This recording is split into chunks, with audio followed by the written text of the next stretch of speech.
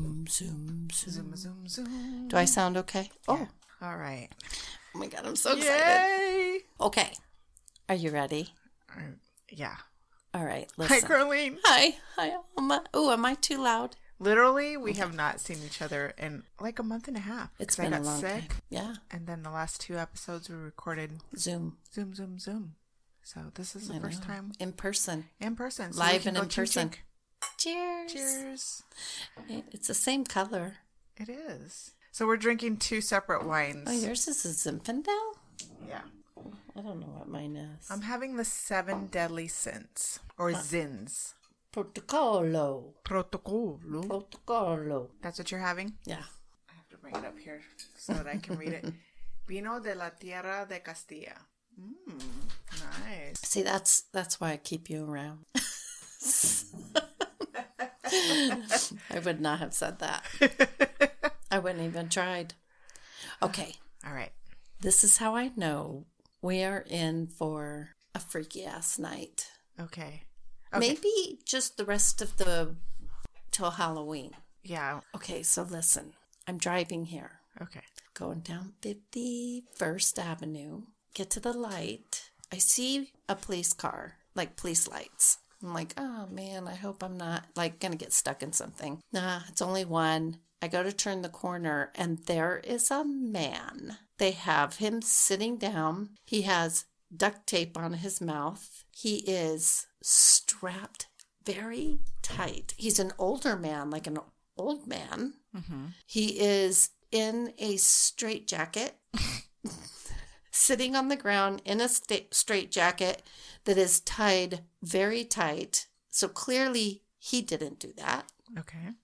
With duct tape on his mouth. Mm-hmm. Did he try to eat somebody? His ankles are tied. With fava beans I and think Chianti? somebody put him there. And then there was the bus was stopped there. So I don't know if like the driver called and was like, hey, there's a guy. Did you just hear my mic? Yeah. That was weird. Hey, there's a guy on the corner and he's in a straitjacket with duct tape on his mouth. I mean, I don't know. Maybe he was on the bus that way. I don't know. It was a weird thing. The police definitely didn't put him.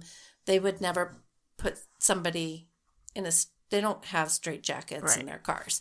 Okay, so there's that. Okay. Right? That's definitely weird. Yeah, So because he couldn't do earlier that. That today. was on my way here. Okay. Okay, then I'm driving down, coming this way down the main street, and another police car and another bus. I'm like, is somebody pranking What the? bus stops and like kidnapping people, putting duct tape on them? And was there another person? I couldn't see another person. Okay. But because that would just be that's what really, I'm wondering. really spectacularly right? odd. But that's where my head went. Right. Like, okay, because he was waiting for the bus.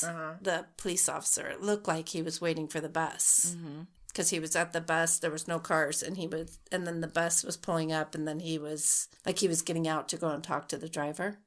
So I'm like, okay, there is something. I wonder if these two are connected. Just saying. Have to watch the news tonight. Right? Very weird. Very weird. Okay, creepy. Super creepy. Just saying, it was interesting. And then the super creepy event that you had last night that you sent me this morning. And then my new guest at my house, I guess. That was creepy. Yeah. Well, it happened this morning. Oh, it was this morning? Yes. Oh, it happened at 7:00 this morning. Yeah, that was too much. Yeah. Just laying there petting my kitty, not my pussy. I was petting my kitty. All right. Sure. Petting my black pussy. You're familiar? I was not petting my pussy. But you were petting your pussy. But I was petting my pussy. And we were having a sweet moment together. She was laying on top of me and we were talking. Your and then pussy was purring. She was purring. my pussy was quite happy laying on top of me. Anyway, oh my God. Then I heard this weird noise in my main room that I thought was like my security door, or I couldn't identify the noise. Right. So I was like, well, maybe somebody's going to be like ringing my doorbell.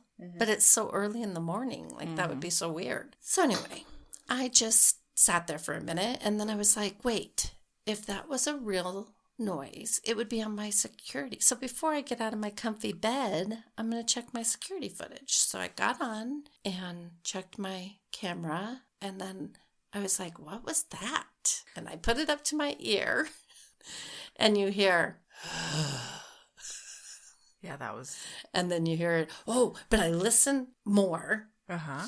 And I put it on my little speaker so I could hear it louder. Right. And did you hear in the second, it was like it was trying to form a word, like that. Did you hear that part? There was two. There was one right after the other. I wonder if we could play it on here. I wouldn't play it on here, but I'm going to have you send it to me. And then I'll just enhance it and I'll drop it here. Anyway, you guys tell us whatever you hear. To me, it sounded like a guy. It definitely is a male. Yeah. Hey, there's no males in your house. No. Just you and your pussy. It's just me and my black pussy.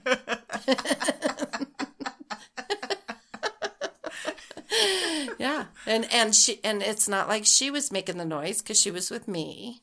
So she didn't do anything. Oh, and then after I heard that, I got up and I was saying maybe it definitely came from inside my house, right? You could tell. Okay, so when people are listening, because most people's security cameras are outside of their house, so they're imagining hers is pointed towards her living room. It's my living room, and it kind of gets the front and the back door because it's not an outdoor camera; it's an indoor camera. Right.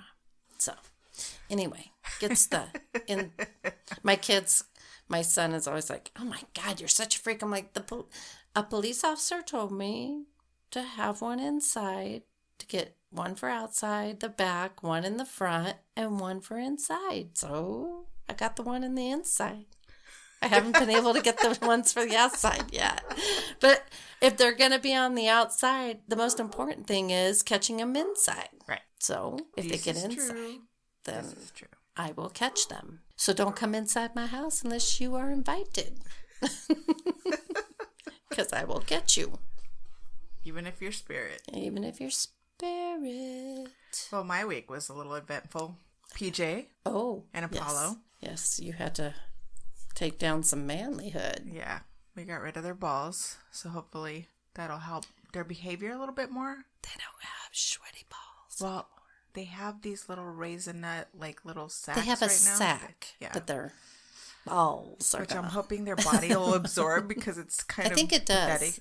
Pathetic looking. Oh my God. So anyways, that was fun. I didn't know they left that. I thought that they took all that off. Well, they take what's inside them out. Mm-hmm. They take because you never see that. So clearly it just goes away. Yeah.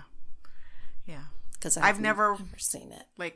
With the other two dogs, it was when they were puppies. So we've never let them be all the way 9 months old before we did it. So yeah, when you had a lot of dogs to take care of. Oh my God, yeah, what a year this has been.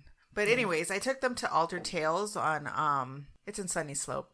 But I know there's one in Mesa, and they were great. And it's discounted. Mm. I know with COVID and everything, everybody's kind of been putting it off. But don't put it off. Just go have it done. They're super low price, and they're always having specials. If you just check out their Facebook page or their Instagram, they always post their specials on there. And they even have a website. That's good to know. There's one in Mesa, too. And do they do cats, too? Yeah, they do feral cats, too. Oh, that was the other weird thing. Okay. I knew there was more to my weird story of coming here. So then I'm coming to your house after seeing that weirdness. And I'm already thinking we're going to be doing something weird tonight. And I passed that place. Mm-hmm. And then I was like, ooh, I'm getting creeped out already. Let's talk about it. Okay. Well, hold on. Then I came through your neighborhood and it was Cat Central, which I thought my neighborhood had tons of feral cats. Right. I come down because I come this way so I could park my truck this way. Bunch of black cats. There were cats and then kittens everywhere. Oh gosh. So all these cats and then little kitties just start scurrying. I was like, am I in the Twilight Zone right now? This is blowing my mind. And we have a hawk. Oh, that hawk is going to have a snack. Yeah, people are speculating that the hawk is nabbing cats. Oh, keep your cat inside. Okay, so let's talk about what we're going to do tonight. we're going to attempt Our first actual ghost hunt adventure. I don't know if it'll be so much a ghost hunt. Well, kind of it will. Kinda. I mean, so my niece. Coffee. Oh, my niece. It was a foreign smell my nose wasn't ready for. I thought it was poop. I was like, uh-oh, here we go. Never know, because it's the coffee. He's got a really bad stomach all the time, so. So my niece was working for Daddy-O's. Mm-hmm. And she kept, every time I'd go in there, she'd say, do you feel anything? Do you hear anything? Is anybody talking to you? And I'm like, I'm not, I just want my salad. I'm not working. I'm off duty. Not asking.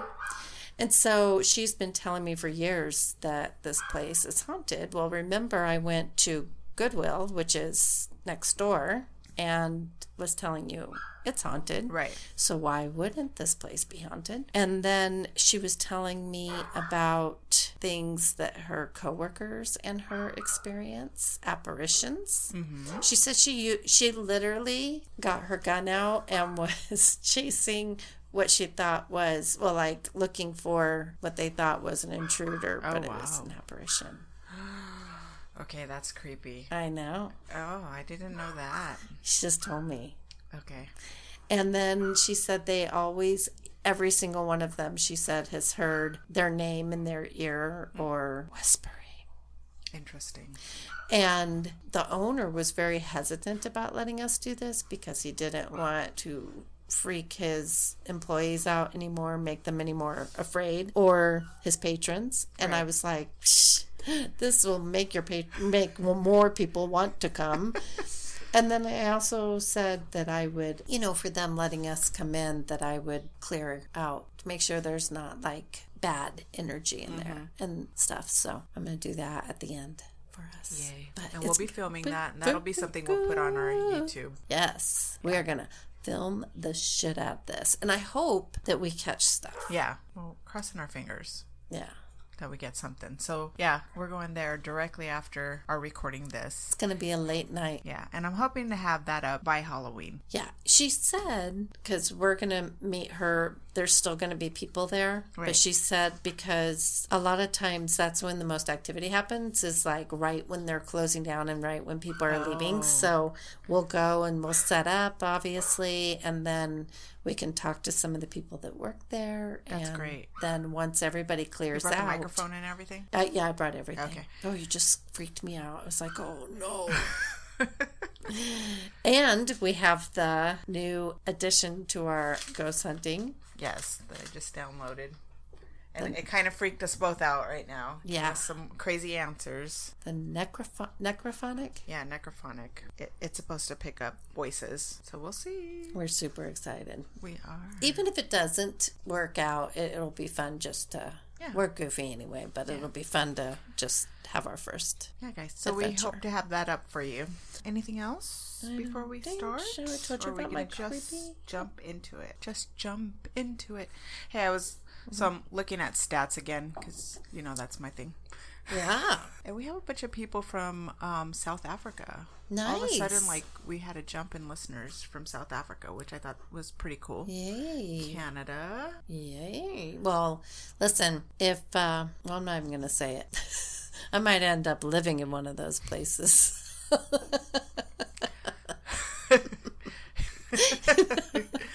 We're just crossing our fingers. Hey guys, everybody's politically, we're tired of COVID. We're tired of politics right now. We just have Are you as sick as I am with all these? You can't watch Hulu. You can't listen to. You have to watch an ad radio. First. It's driving me crazy. All these stupid political ads. I'm so sick of them. Which is the whole reason we unplugged from cable. Mm-hmm. Yeah. And now I can't watch anything else without it coming up. So, and not only that, but every day there's 10,000 flyers. Oh my God! Freaking mail. The amount of flyers. I'm annoyed. Oh, and then not to mention the canvassers. 3 times a week at least. I've only had 2. Oh, I get it 3 times a week. Really? I opened the door. Seriously, you guys, this is ridiculous. And they're like, oh, did we already come? I'm like, this is the third time. You guys literally come to my house 3 times a week. Well, we just want to make sure everybody mails in there or sends in their ballot or votes. And I'm like I told the other people that came 10 billion times before you, we're voting. Well, until you actually do it, we'll keep coming. I'm like, oh my God, you're keeping track of me? Assholes. I was happy to see that mine verified. I was so happy to see mine too. I have been tracking it. I was like, yes, because I mailed it in last week. Yes. Yeah. Mine is Drew. I posted mine. I'm voted. I'm voted. Done. I'm sure you guys don't want to hear us talk about it on top of everything else. So we will just vote. Yes, just vote. Just vote, or we're just going to keep on coming back. Yeah. To haunt you in your sleep. Yeah. Oh, wait. You're going to go first. You're true crime. Yeah, I'm true crime. Even though mine's kind of true crime, too. Yeah, yours is. I mean, I think you can't have a murder story. I mean, a ghost story without a murder of Right. some sort, mostly. Somebody has to die. Somebody has to die. Not necessarily murdered. But... Well, usually a good ghost story involves a tragic death. Mm-hmm. This is true.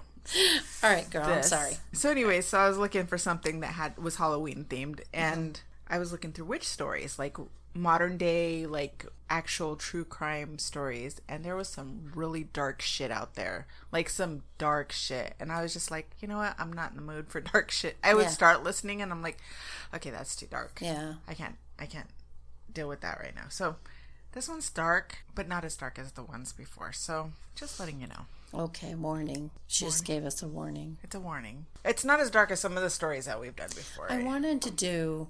I was trying to go down a Halloween theme, and then I just got distracted and ended up with this and forgot that I was looking for a Halloween type thing. With this one, I'm starting to feel like there's a theme to the stuff I end up going with. Well, like me and cannibalism? Yes. So read into that what you will. Yeah. So this is about the San Francisco witch killings. And it was like the early 80s. It sounds familiar. Does it? Well, there is an Arizona connection. Ooh. I'll start. Okay. And it's kind of a deceiving name because no witches were killed. Not like back in the day when... And there was no witches doing the killing. Yes. So anyways, the story's about a serial couple, James Clifford Carson, a.k.a. Michael Bear Carson, and Susan Barnes Carson, a.k.a. Susan Bear Carson. That was not an EVP? That was my throat? She just wants to, like, groom. Yeah, she wants... And she doesn't usually do that anymore. What are you doing, Mama? Come here. So anyways. Right. So wait, can I just make sure I'm paying attention? How many Carsons did you just do? 4? 2. A Susan? Susan and Michael. Okay. I thought you did more. No. Okay. It was doing their AKAs, so it sounded okay. She was like, I was only half listening, so it sounded like a lot of names. I kind of was. Because I was paying attention to this over here. Okay. Let me load up on some wine. All right. And then that coffee smells delicious. It does. All right. So, quick background on the two, starting with James. He was originally from Oklahoma. He earned a degree from the University of Iowa, where he also met his wife. And then they had a daughter, and they moved to Phoenix, Arizona, where she supports the family. He stays home, takes care of his daughter. It's a very 90s thing that they're doing, but in the 70s. But basically, he was selling pot to make up his end of it. Okay, all right. But it sounds like he was very just like he just didn't want to do the normal things. I just keep going. Who knows how much of that'll get edited out. Sorry guys if you had to hear my dogs play fighting over here. So anyways, so there's that. Then all of a sudden, like, his demeanor starts to change, and she starts to notice a dramatic change in his attitude. He becomes very volatile and moody. I guess it was to the point where she just got tired of it, and it was bad enough that she was fearful for her life and her daughter's life. Right, it went from stay-at-home dad, yeah, selling pot, right, so he should be rather chill, right, to now he's like having these mood swings. Yeah, he's super moody Weird. and volatile. And she leaves in the middle of the night. So it had to be pretty bad. Oh, he must have been like abusive then. Yeah. That's And what I'm gathering. the stories that I ran into didn't really say that, but he might have been like verbally or like, I don't know. I don't know exactly what was going on, but it sounds like it was bad enough. Right. They don't go into detail. Susan, on the other hand, the other woman, Susan Bear Carson. So this is not his wife that we're just talking about. This is somebody that comes later. Okay. She enters the picture after this. I mean, is that why he's acting weird? Because he's having an affair? I don't know. But listen to the background on her. Okay. So she's a housewife from Scottsdale, Arizona. Of course. Her husband made a good living. Go. Yes, she's bored. She's a bored housewife, and her husband makes a pretty good living, so she's pretty comfortable in life. At some point, she starts experimenting with LSD and peyote with her son's high school friends. What? And she starts No. having relations. No. I hate that word, relations. She starts fucking relations. the kids. Yes. Or she was molesting. doing it. She was molesting these boys. Yeah. Because obviously they were too young. Because if it was a guy doing it to a girl, right, it would be molesting. Yeah, Yeah. molesting. So it's definitely some molesting going on. There was some molesting going on. Mm-hmm. That's disgusting. Okay, very. And then one story I read, it sounded like she was a hoe. Yeah. Basically, the rumors were that there was about 150 boys and men that she was doing it with. So she should be friends with that other chick from your that one story that you did, but 2 shows ago. The Brazilian chick. Oh yeah. That's why I'm saying these are starting to have like a theme to them. What's going on with Alma? I don't know. Or shall we call you Eva? Eva. I might be Eva in a minute because this wine is really good. So anyways, she's 35 at this point. She starts to have delusions, which she calls visions. Apparently she believed that she was a psychic, and this is something she believed since she was a kid. I don't know. Wait a minute. This is the wife. This is the not the hoe. This is the hoe. This is the hoe. Okay, the hoe. This is the hoe. Yeah. When she was 35, she starts to have delusions. Oh wait, I just read that. Oh, sorry. So inevitably, her marriage falls apart. Shocker. In one of her visions, she's told that she needs to find her soulmate, a partner, and a loyal disciple. So she's starting to have these visions of grandeur. Like she's just like this. Go have sex with a bunch of young boys? Yeah, it's just bizarre. Okay. And then these 2 weirdos meet. Perfect. They converge. Perfect. Apparently was instant attraction. So when she meets him, she tells him. Did they meet at like the school drop off? I have no idea. Just saying. Apparently, I don't know if this is like after he's divorced, but he doesn't go look for his wife and his child. Yeah. He just moves on with his life. He's like, oh, she's gone. He's a real winner. He's a super winner. He's a real winner. Winner. Yeah. We're not even going to give him a sweaty ball to think about. Not even. So when she meets him, she tells him, your name is Michael. Oh, she renames him. She totally renames him. And he's like, no, that's not my name. And she's like, no, you're Michael, the angel of God.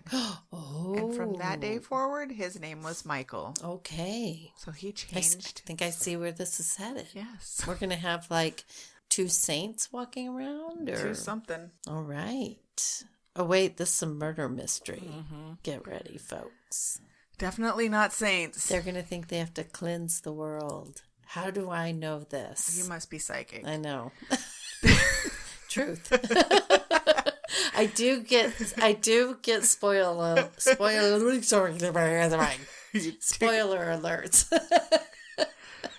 Okay, I'm sorry for that. Isn't that crazy though that it does happen? Yeah, it does. Okay. So they both adopted the surname of Bear. So okay. And who the fuck knows why. They get married and start traveling from place to place. They go to Europe, for a while, come back, land in the Haight-Ashbury district in San Francisco, where they really get into the counterculture scene there. I take it this is all on her now ex-husband's dime.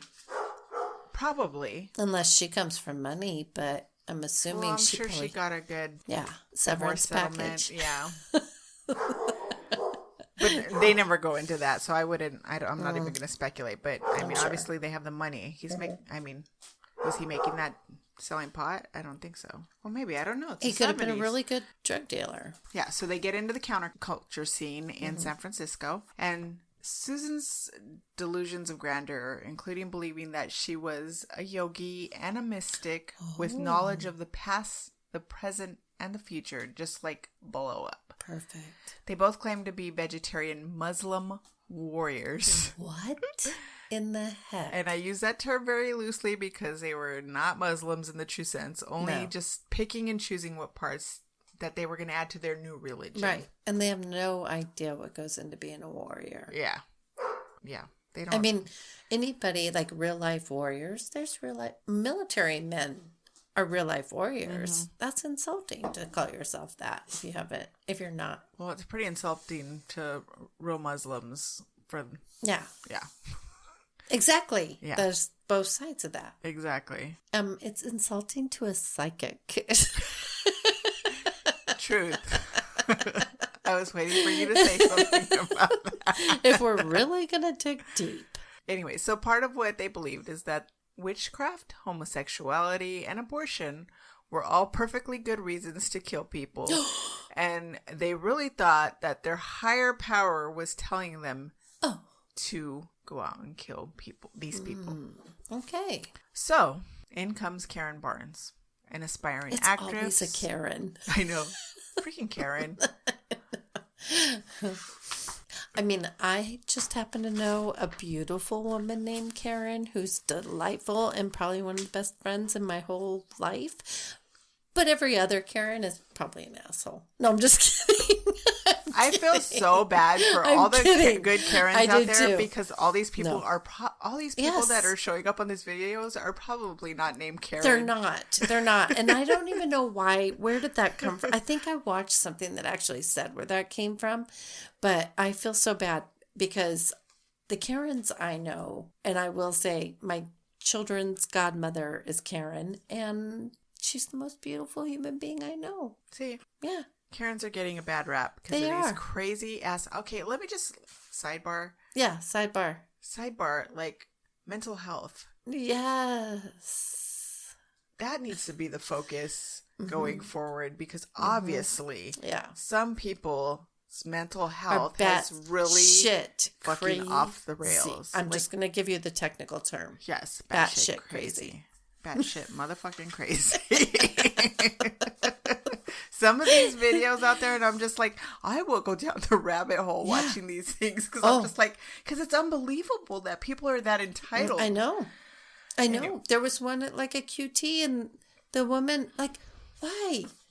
Why are you saying that? Like, out of the blue, you turn around and you feel like you need to unload on this poor innocent human being. Like, why? And the people that seem to be getting the worst of this, the brunt of this, are people that are like cashiers, like service workers out there. Yeah, these people are nuts. We're sorry. We apologize. I do. For the entire. I just apologize for humanity. Just for everybody, dude. What's going on there? You all right? I have a little rash on my belly button. I think it was from my. You asked. I thought it was gonna be like, oh, my tummy's really hurting, and I was gonna be like, oh, you poor thing. I wore this belt the other day, and it's like, I'm allergic to certain metals, so I know it's a belt. Either that or my belly button needs a good shower. I'm allergic to the lint in my belly button. Oh, poor belly button. Anyways. Oh, well, I'm sorry. All right, so back to Karen. Poor Karen Barnes. Oh, and I see you're in the wicker chair. You didn't get a new chair. No, no, but I have a little sheet down here. And I'm not wearing shorts. You're not wearing shorts. Okay.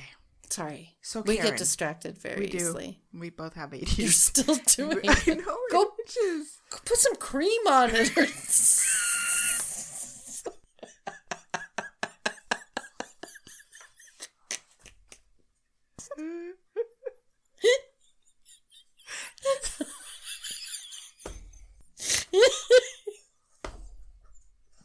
Oh my God. And my throat's closing from the dogs jumping on me. Do you have an EpiPen in there somewhere? I sound like that dog on the cartoon. Do you remember that dog that was like, oh, the wheezy laugh? The one he's like, yeah.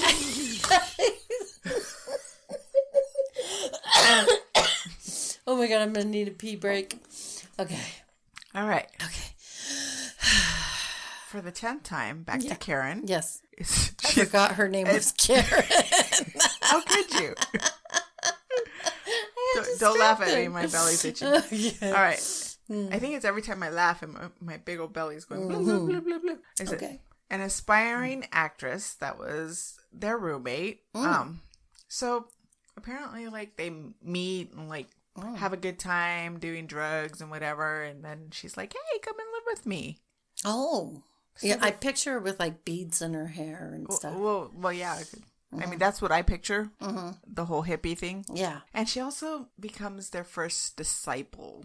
Oh. Or only disciple. Do you think they shower every day? I don't know. I've seen some pictures and I don't know. I kind of get the feeling that they probably don't. They probably are very hairy. They are very hairy. See? They're very hairy. They don't. He's very hairy. And then she's just got that whole... God, I am really good at what I do. Yeah. So good. Okay. All right. So in March 1981, the 23-year-old was found dead of course. in their shared apartment. She had been stabbed 13 times and her skull crushed before being wrapped in a blanket and hidden in the basement. Evidence suggested that Karen had been killed by someone she knew. Wait, hold on. They find her later after they've already taken off. Obviously, Stop a second. Go back. Not the actress? No, she is an aspiring actress. Wait. Karen Barnes. Karen is the one. The actress. Okay. All right. I lost myself for a minute. Go ahead. Keep scratching that. You know what? It keeps reminding me, like when dogs are like...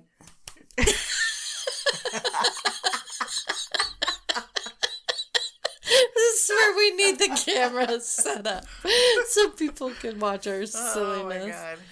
You're just going to have to visualize us in your head, people. You have to visualize Carlene just scratching her ear like a dog and me scratching my belly. I can't stop. We're Ted Bundy. I'm waiting for you to be like Al Bundy, not Ted Bundy. Oh Al my Bundy. God. Yeah, Al Bundy. Ted Bundy. All right. So like I said, I'm waiting. I know you're trying not to do it. Go ahead. I won't look at you. All right. So like I said, she'd been stabbed 13 times and her skull crushed before being wrapped in a blanket and hidden in the basement. Evidence suggested that Karen had been killed by someone she knew. And the Carsons became the prime suspects, you think? However, they disappeared before the body was found. The Carsons later confessed to killing Karen after Susan had decided Karen was a witch. Oh, for people. I don't know. Let's see. And you know what? Susan? Some of the things that I watched, it sounds like she was jealous of her. Because, yeah. And then she used that as the... Yeah. She just wanted to get rid of her. Yeah. And she's already delusional. Is she? She's or delusional. Is she pretending to be? No, she's she is delusional. batshit crazy. They end up hiding in Grants Pass, Oregon until the spring of 1982 when they get kicked out by the park ranger. But they don't kill him. No, they don't. Then some other guy, poor guy, lets them stay in his treehouse until their nutty behavior got to be too much for him. And then Susan, pissed off, commands Michael to take revenge on him. Oh, for God's So they sakes. robbed him. They didn't kill him, but they did rob him. They took a gun, which will come up later, and they also set his house on fire. That was the thanks for letting them stay. So horrible. Yeah. That's the saddest thing. Yeah. And not the treehouse. They're his house. Oh, that really does make me sad. Yeah. So after this, they are in Alder Point, California. Oh, she said porn. They said porn, yeah. Where they get hired onto a marijuana farm. And on this farm, the other workers really didn't care for them. Well, who would? They thought they were just plain Murdering weird bastards?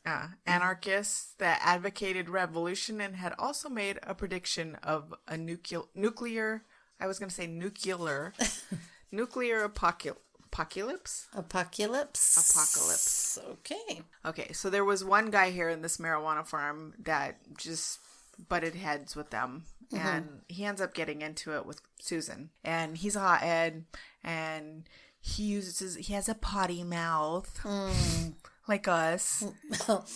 We are motherfucking sinners. Yeah. And yeah, it's a good thing we didn't encounter them. We would have been bludgeoned to death. Probably, because, Yeah. you don't say bad words. No. And you can kill people, but you can't say a bad word. Right. Yeah, that makes sense. You can kill people, but you can't be a homosexual. Oh, yeah. That totally makes sense. Let me marinate on that one. You can kill people, but you can't be a witch. Right. You can have sex with young boys. But you can't be a witch. Mm-hmm. Right. Or have abortions. No. Terrible. Maybe there was some projections going on here. You think? I don't know. Could be.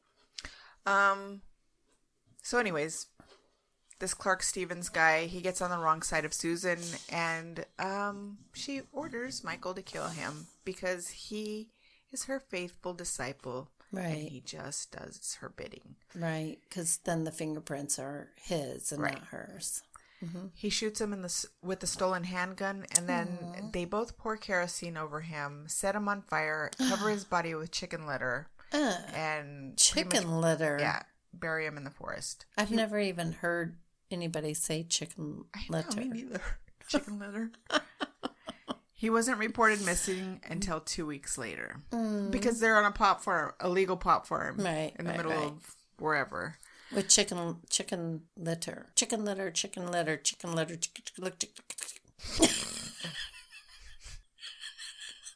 I was afraid I broke you. Say it. Okay, so on the run again, and of course, they're suspects in the murder of Clark Stevens. The police search their belongings and find a manifesto that called for the assassination of President Ronald Reagan. Crazy, right? Mm-hmm. Dun, dun, dun. Dun, dun, dun. So, then in November of 1982, the Los Angeles police pick Michael up for hitchhiking, but somehow they end up letting him go before they even get to question him. So, some kind of snafu happens and they let him go. And then they realize who he had. He did, however, leave evidence behind, including his mugshot, address, and a gun that he left in the police car. What? Which was the murder weapon. Hilarious. So in January of 1983, they were again hitchhiking near Bakersfield when 30-year-old John Charles Hellier stopped to pick them up. Oh, boy. Susan decides that he's a witch. No good deed goes unpunished. Absolutely not. Yep. So he's a witch. And Susan's like, you can't have this. Nope. He has to be killed. Sure was nice of him to pick us up, but dude's gotta die. Yeah. He's a witch. So it just seems like anytime somebody does something, but anybody who does something good for them, they kill. Right. Susan decides that a fight breaks out. The car stops, and Susan stabs Hellier while he and Michael struggle. She did it this time? Well, she stabs him because they're struggling. Okay. They're fighting over the gun. Oh. And while they're fighting over the gun, she stabs him. Michael gets the gun. He shoots Hellier on the side of the road where people driving by witness this. What? Yeah. So somebody calls the police. The police come out. This is where I wish we had an applause thing. Right. Yeah. Like a high-speed chase ensues. And they end up crashing the car. Ooh. And they get arrested, finally. Why do I feel like something... Well, I'll get to that later. The Carsons initially called a press conference. They called the press conference to confess to the murders of Hellier, Stevens, and Karen Barnes. Interesting. Before the trial, they withdrew their confessions and entered pleas of not guilty. On June 12, 1984, the Carsons were convicted first of Barnes' murder and sentenced to 25 years in prison. Later, they were convicted of the murders of Stevens and Hellier, for which they received sentences of 50 years to life and 75 years to life. What? Respectively. In 1989, the First District Court of Appeals affirmed their third convictions as it had previously done on the other two convictions. In a 5-hour interview with KGO-TV and the San Francisco Chronicle, Carsons, they both claimed to have been pacifists and vegetarian yoga practitioners who converted to a form of Islam and described themselves as vegetarian Muslim warriors. Their crimes emerged from a shared mission to exterminate individuals they believed to be witches. Consequently, the press dubbed them the San Francisco Witch Killers. But they didn't get out. No. Yay. They're in jail to this day. Okay. They almost did. Oh.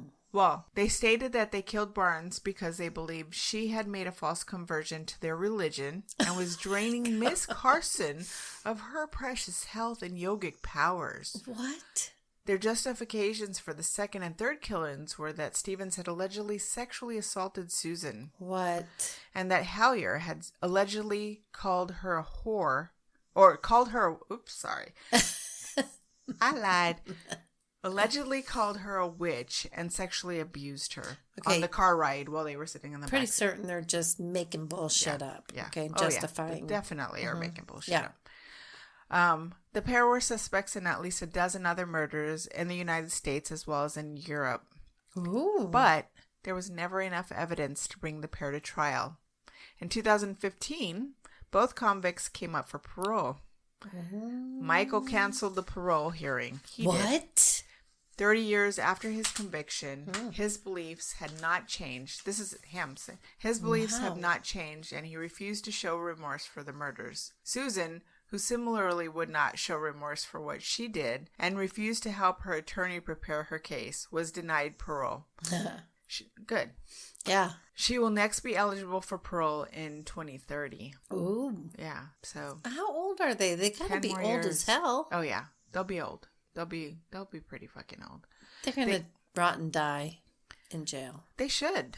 Yeah. They claim to have traveled through Europe and back in the United States through the American Southwest and parts of California. The pair said they had kept a list of targeted individuals, including political figures. A list? Yeah, including political figures and celebrities such as Reagan and Johnny Carson. What? According to Richard D. Reynolds, who wrote a book about the case, the Carsons were suspect in nearly a dozen other deaths in the U.S. and Europe. Why Johnny Carson? What did Johnny Carson ever do? Who knows? Who knows? Oh They were random as fuck. Underground journalist Richard D. Reynolds wrote a nonfiction book about the murders entitled Cry for War. Also, their story has been part of several true crime shows like Deadly Women, Wicked Attraction, and The Devil You Know. Wow. You know, do you ever watch the old Johnny Carson shows? Oh, I love Johnny Carson. I love watching them because I love watching the people he's interviewed and, like, where are they now? Right. It's amazing. Okay, good story. Like it? So, no witches, actual witches were killed in the writing of this story. But should have been. Well, no. Those witches. I don't. And Those motherfuckers. I do not want the They're death not penalty. witches. I think they should rot on earth. Yes. So, yes. Are we taking a coffee? We shall. Do you want to take a coffee break? We should probably drink early. Oh, man, I made a little mess. Darn it. Black pants, hide red wine. All right, there you go. See? There we go. It's not there anymore. All right. So, Carlene, and what's your Carlene, story about? What's your story about? My story. Hold on just a second, because I don't want this to get in the recording. This. I just need to put that up there so I'm not. We make our own sound effects. Do you notice, people? Do you notice? We do a lot of sound effects. Yeah, I just incorporated the roaring crowd. That's supposed to be a cheering crowd.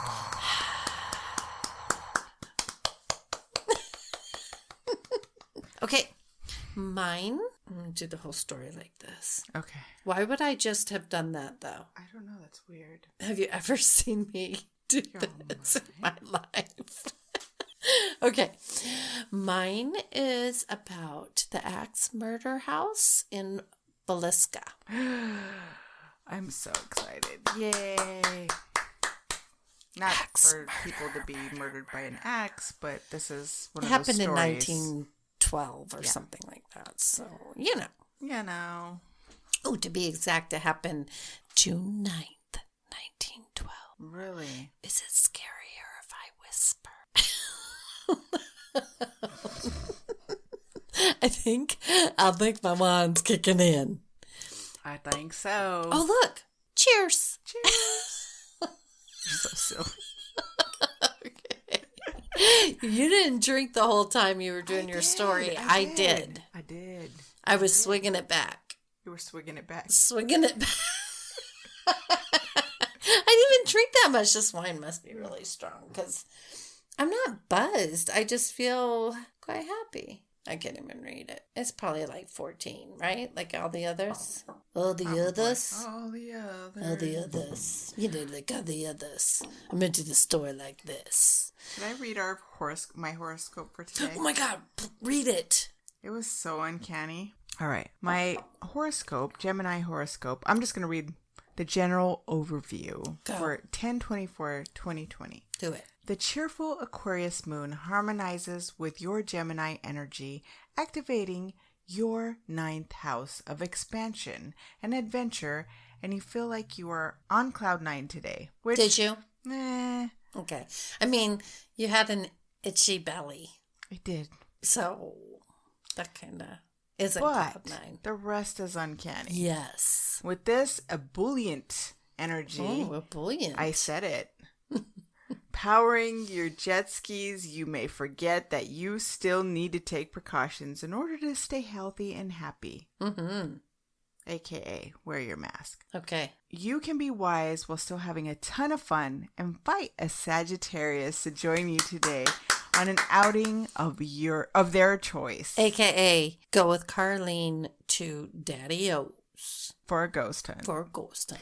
They are like having your own personal social director, and they never disappoint. Oh, no. This Sagittarius. Okay, hold up. I shut my freaking volume off. It still keeps going. Why is it on again? Was there a reason that I turned it on? Okay, that's another thing that's been happening today. All day. Okay, I left my house. Have my keys, and I'm like, why are these 2 keys on this one key ring? Why, Carlene? I don't know. There's no reason why those keys should have been on the same. You never put them on the same key ring? Not that I can recall. So I then, first of all, let me just tell you, my house is infested with pigeons. Like infested, and I'm not even exaggerating. So I come out of my house. I have white trash paper above my door, my front door, so that they can't perch there anymore and scare the shit out of me. So I come out, and they're all like, oh, and making all this weird ass racket. Yeah. It's like, oh, wait, what is that? Yeah, that was it. That was it. That's it right there. We're going to get you. And so, and then I could hear them like shuffling around, like they're positioning themselves. They're all going to come at me at the same time. yes. And so at that very moment, as I'm like looking for the right key, because now my keys are all mixed up and they all look the same, I'm like looking for the key to hurry up and lock my front door. But I'm also like looking around like, motherfuckers, if you fly all over me and start shitting on my head and flying on my head, I'm going to freak out so bad.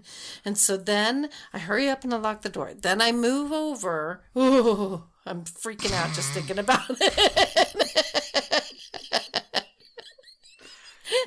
Your shoulders are like, you're just like waiting for the bomb to drop on your head right now. Yes, like the shit bomb. You should see all the shit that's all over my house. And I have to sweep it up every day, and it looks like I didn't do a thing. And so then I move over to the side, and I'm shuffling my keys, and I'm like, what the fuck? I didn't do this. So I put the keys back, because now I'm thinking, like, when I come home, I don't want to be shuffling for keys late at night, 2 o'clock in the morning. Yeah, and okay, so I'm trying to put the keys, like, okay, this key opens this door, blah, blah, blah, putting it together. As I'm doing that, my lanyard thing totally falls to the ground. So I'm like, what the fuck just happened? Like, now, how did that happen? That's the weirdest thing. So pick that up, and I put all my keys together. It was a shit fest. And the whole time I'm worrying about pigeons, like, oh. All they're doing with their beady red eyes is like, we're gonna get you. We're gonna get you. Oh my God. And then I didn't tell everybody about my eventful time that I sent you of, okay, listen, everybody. We were totally laughing about it on the last podcast. Did we do it? Okay, good. Okay, so not only are they on the outside of my house, but they can find their way to the inside of my house. So, yeah, I'm a little weirded out. So now I hurry up and get my keys together. I pick up my lanyard thing, put the keys, get into my truck, and then, collect myself and come here and then see the guy in a straitjacket with the tape on his mouth. And like, then what the fuck is going on today? Fucking weird. Okay, like, anyway, we're moving into a full moon. We've been sandwiched by full moons. Yeah, it's a double moon, double full. Yeah. We all know. Cheers. Cheers. You have to say cheers. Cheers. Cheers. What's the thing about looking people in the eye? Or you're going to have bad sex. Maybe that's why I haven't had sex in so long. Because I don't look people in the eye when I do cheers. Is this confession Saturday? I just, I'm celibate. I've cobwebs so between the legs. Like, we just toasted, and there's this thing. Have you heard it? I've never heard that. Oh, yeah. When you toast, you're supposed to look each other in the eye. Okay. Or you're going to have, like, bad sex. Okay, well, apparently you're going to have really good sex now because we just got really good eye contact. I hope so, because otherwise I'm going to come snuggle between you and your husband. I'm tired of petting my own pussy.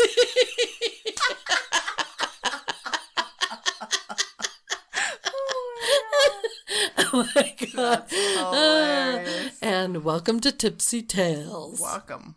You're welcome. It is definitely tipsy. You're welcome. Yes. What is this wine? Because it looks like Carlene needs to drink it every episode. We should drink it the next episode. Wow. All right. Okay. Back to Villisca. Villisca, Iowa. Iowa? It's a small town in Iowa. My teeth still white? Yours are. Mine aren't. Well, I keep cleaning them. Yeah, do a little. You keep going. Mm-hmm. Those are those little things that I delete. Okay, let's get to the story. Anyway, this little small town in Iowa, very, very, very gruesome murder happened. Mm-hmm. Very gruesome. It's a really small town. I don't know if it's a small town now. I have no idea. I don't know. Okay, let me just describe this house. It still looks a little rural from some of the pictures. It does. And I think it's still everybody knows everybody. Maybe not as quaint as it was. Right. It was where literally everybody knew everybody. Everybody went to the same church. Everybody went to church. That's the kind of place it was. But this house is like so cute. It's like white with, you would imagine the white picket fence around. So it's like the white wood shingle type, one story in the, like off to the side, and then off to another side. It's like a 2-story. Right. So it's like, it's not a very big house, but It looks like your typical farmhouse. it's so cute. Yeah. Yeah. Anyway. Okay. And it does have an attic. It's very quaint. It is quaint. Anyway, back to the story. On this bloody night. Okay, it was a bloody night, though. Yeah, apparently. On June 9th. Oh my gosh, my grandma was born June 9th. Really? Yeah. Your grandma's a Gemini? Guess so. Maybe that was her trying to come through. Saying, I want to spend some time with the Sagittarius too tonight. Could be. All right. 1912. Okay, so this is...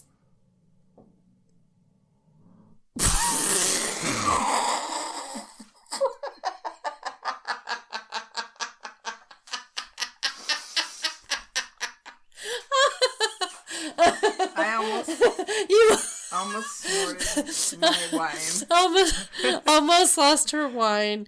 Well, Shorty's having a nightmare. that was hilarious. She's growling at another dog in her sleep. That was hilarious. Okay, so this family, it's the Moore family. Moore. And there was Mary Catherine. Let me just tell the story how I have it written. Okay. Okay. Mary Catherine invited Ina May and Lena? Mm-hmm. Gertrude Stillinger. Okay, let me just tell it how I want to tell it. These two, so it's a family of 4 kids, a husband and a wife, the Moore family. The 2 little girls invited some little neighbor girls to stay the night. And that was Ina and Lena, apparently. Apparently? I had to say it. Anyway, so these, so now there's, 6 kids and 2 adults gathered at the house. And again, this whole family is doing a family event with the whole entire town at the church. The Moore family, okay, now I'll go ahead and say the parents were Josiah, and he was 43. That's a pretty good age for those times. Yeah. Yeah. To have such young girls. Right. Wow. Right? And because they started. Well, how old is the wife? Like she's 39. 14? Oh, okay. I mean, they're pretty right. mature to have such young kids. And their 4 children. Herman, who's 11. Mary Catherine, who's 10. Arthur, who's 7. And Paul, who's 5. So they're pretty prominent and they're affluent, blah, blah, blah. They have some money. They're not rich, but they're not poor either. I saw that little traveling paw. We're not missing anything tonight. You know how big their paws are. That had to be a tail. That was it a paw or tail? I think it was a tail. That was There's hilarious. no way. Their paws are too big to fit under that door. But it just went. Yeah, right. Ding. Did you notice my beautiful wall there in the corner? Oh, I saw that. I just was being very polite and not mentioning it. Yes. I almost mentioned it. My dogs are eating my house. You know what? My dog did that. I had a lab, and when we lived in California, and we lived near the beach, so our house was like on stilts towards the back. Mm-hmm. And she literally was eating the stilts. And so I had to buy her a bucket, the buckets that trees come in. Right. That was her favorite toy because she ripped these things up. This is just She shredded these, but she loved till the day she died. That was the only toy. I just had to replenish the bucket, $2 at the nursery. I'm going to go buy me a bucket. Yeah, she would put it on her head and throw it across the yard. She'd chew it up. It was her favorite thing in life. Oh my God. She loved it. All right. That evening, the bloody Sunday. I don't know if it's a Sunday. Did I say? Well, they were at church. They did go to church. Makes you think it was a Sunday. It does. So the visiting girls and the Moore family attended the Presbyterian church where they participated in a Children's Day program. So this was like, it was like a 2-hour program, I think. I think they went at like 8 o'clock at night and they returned around 9:30, 10 o'clock. The Moores and the Stillinger sisters walked to the Moores house, arriving, about 10 o'clock. All right. Oh, I almost did this. I don't have a touch screen. I have to scroll like this. But since I tell my story not by reading it. Right. All right. At 7 a.m. the next day, June 10th, the neighbor next door, she happened to notice that there wasn't, so, you're in a small community. You get to know each other's habits. Like, I know my neighbors. I know what cars, for the most part, should be there, just by being neighborly. She noticed that they weren't out doing their, 8 o'clock, 7 a.m. chores. And so she started to get a little worried. So she went and started knocking on their windows and their doors, and she couldn't see in, and they weren't answering. Hey, y'all in there? Yeah, okay. Hello? Got some orange juice? Can I borrow some sugar? It's just an excuse. All right. But nobody answers. So she tries to open the doors and realize they're locked. I can't get in, which is another unusual thing because being on the outskirts like that, plus back in those days, even in the city, people didn't really lock their doors in 1912. I mean, it just wasn't a big thing. Oh, her name is Mary Peckman. Did I say that? No. So Mary Peckman is the neighbor. Okay. All right. Nosy Mary Peckman. That sounds like a nosy neighbor name. Peckman. Just kidding. But thank goodness she was nosy. Right. Anyway, since I'm not following my story, when nobody answered, she tried to open the doors, which I already said. Peckman let the Moores... Oh, she let the chickens out. Surprise to me. I guess I didn't read that part. Just being neighborly. I'll do your chores for you. You all must have the flu or something. I know nothing about farm life. Maybe they're super noisy, so maybe she's like, okay, I'm going to let your chickens out because they're driving me crazy. Mofo chickens out. Anyway, she let the chickens out and called Ross Moore, Josiah's brother, came over. After the Peckmans, I guess, contacted him. And he was knocking and shouting, and nobody came to the door.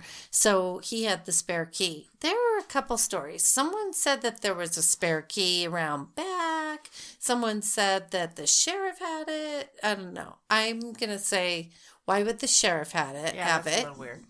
Somebody probably handed it off to the sheriff to get in the house. I mean, that would be my guess. So to know that the brother had it, that's what I believe. So Ross went in. Oh, thanks to Wikipedia. Oh, yeah. I didn't even say that. That's okay. Wikipedia. I'll give some other credits here because I did a little more work than I actually thought I was going to do. Ross unlocked the front door with his copy of the house key. So he had a copy. Well, Peckman stood on the porch. She didn't even go in. Chicken shit. Ross went into the parlor. What would be considered the parlor here? Like at your house? Tiny house. Yeah. It's a tiny house. So what's the parlor? Would probably be the living room. Okay. I guess. Or we could call that. At my house, I'm going to call it the receiving room. Yeah, that front room that you have, yes. That would be the parlor. I'm going to call it a receiving room where I receive my guests. I'm going to start calling this front area my parlor. I'm going to call it your... give me a minute. I got to think of...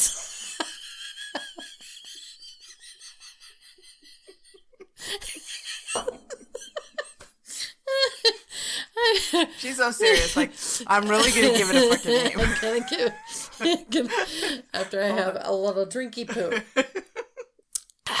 Okay. So back to my story. Okay, so Ross went into the parlor. Are you burping?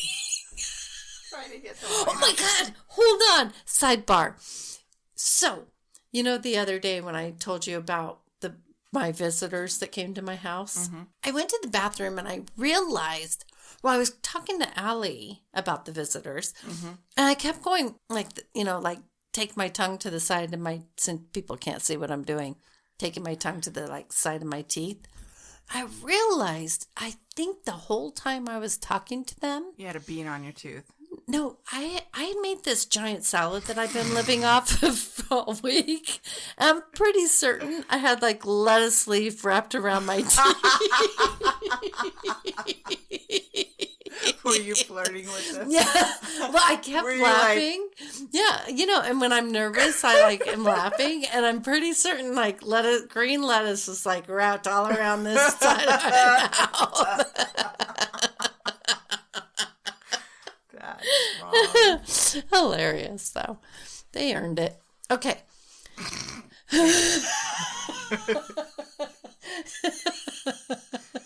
Shorty thinks so too. Oh my God. Freaking hilarious. Okay. Anyway, he opened the guest bedroom door where he found, oh my God. He found, do you love how I read this like it's the first time I've heard this story? Every time. Like, it's still a surprise, even though I've been researching it all week. Where he found Ina and Lena Stillinger. Those are the neighbor's kids. On the bed. Ugh. And let me just tell you, from all that I've watched and researched, they were pretty fucked up. Mm-hmm. Yeah, it's pretty sad. He used an axe. Right. He used an axe, but for some of them, he used like the handle of the axe. Like basically, he just bashed their faces in, it sounds like. And then like some, he just went and cut their heads off. Okay.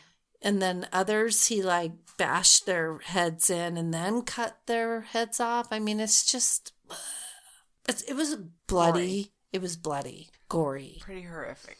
Yeah. So anyway, I'd hate to be the person walking in on that to scene find for the it. first time. Oh my God. Can you imagine? There's actually, I think, it looks like it's what do they call those cheap films, that low budget films? It looks like movie? There's B. That's what I thought it was. When I was YouTubing, there was trailers for it. I didn't look at it because it looked too scary.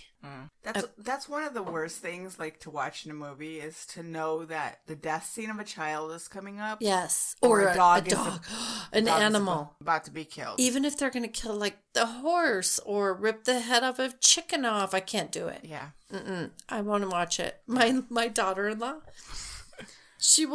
I will just, like, fast forward through the scene. She will protest the whole movie. Right. She's like, nope, not watching the whole movie at all. like, well, I can watch the movie, just not that scene. Not gonna run the whole movie for me. I mean, it is just a movie. It's not a real animal that they're killing. It's still hard to watch. Okay, but we were watching something last night. I honestly don't remember. We watched something on the porch. Remember when you called me? So we were about to watch movie night on the porch. I can't wait to make my porch pretty. Yeah. So Albert puts on some movie, and I proceed to fall asleep. But I wake up to the parts where the dog is being killed. Oh, perfect. Yeah. And then I try to fall back asleep. I was like, no, I can't watch this. I can't watch this. It's fine. My kids will say, Mom, you want to watch a movie with us, but you always just fall asleep during. I try. But the crazy thing is, I don't sleep. So. Put on a movie. Put a movie on, but it has to be. It can't be. I can't be in my bed watching a movie because I'll be up all night.